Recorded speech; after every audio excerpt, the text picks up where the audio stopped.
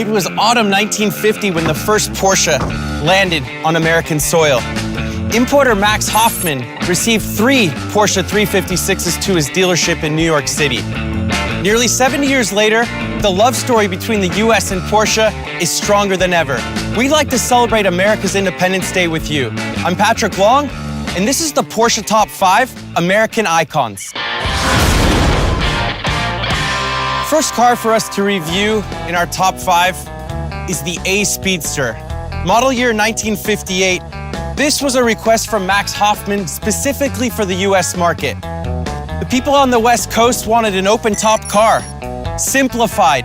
Visually, the first time I look at a Speedster, I recognize the lower windshield, a little bit more raked back, even removable for the racers on the West Coast. To me, when I look at a Speedster, I think about James Dean, I think about Steve McQueen. The heyday of West Coast and Porsche was alive and well. Ironically, the Speedster was one of the cheapest 356s at the time. Now they draw some of the biggest price premiums of all cars from Porsche. Now let's go check out 4 more examples that followed after the Speedster.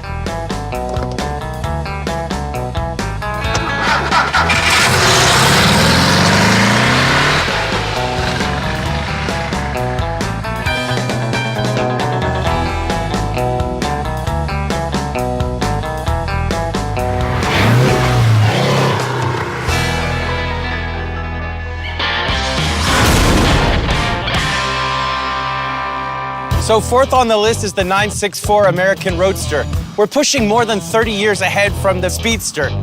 250 horsepower, the iconic 3.6-liter flat-6 air-cooled engine. I love the turbo wide hips of the flares. You get the 17-inch Cup 1 wheels. This car really merged the open-top California cruising and a turbo stance, wide and aggressive, a lack of a rear spoiler, rear seat delete. It was lightweight, it was simplistic, very much a merger of 2 worlds. This car had a very unique look, sort of a jack of all trades.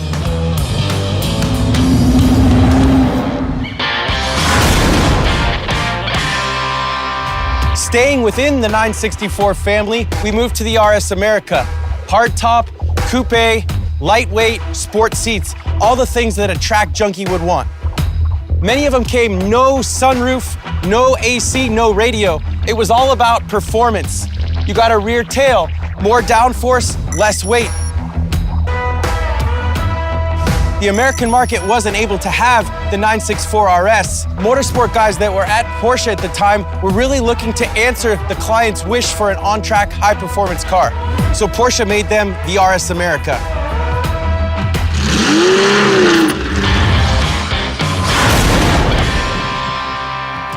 2019 marks the 50th anniversary of the Porsche 917.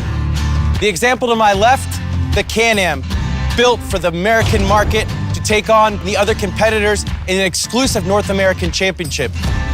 Flat 12, over 800 horsepower, turbocharged, open-top Spider. This car raced in the Can-Am championship, mostly under Roger Penske.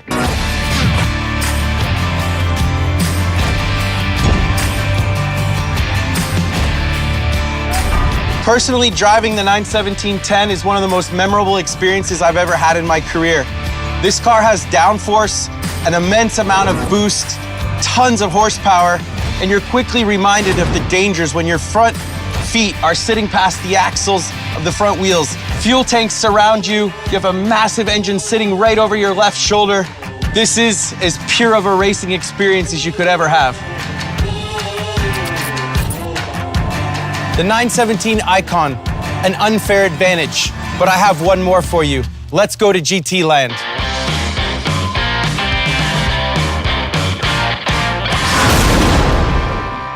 Number 1 on the list of the American Icons, the Porsche 934.5. Wide wheel arches, a single turbo pushing 600 horsepower. So limited, it was only 10 units produced for America. The competition knew how strong this was. This car delivered everything that the rule makers didn't want to see on the racetrack. In fact, it was banned before it hit the road. To me, the purest form of motorsport is when you interpret the rule book. But instead of talking about the facts, let's get in and drive.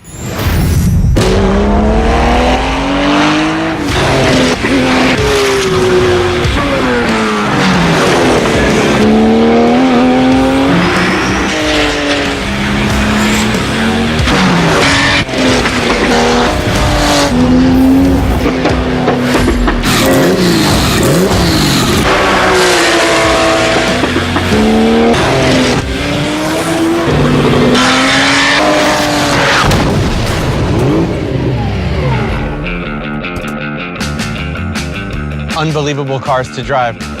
Well, that was your Porsche Top 5 American Icons.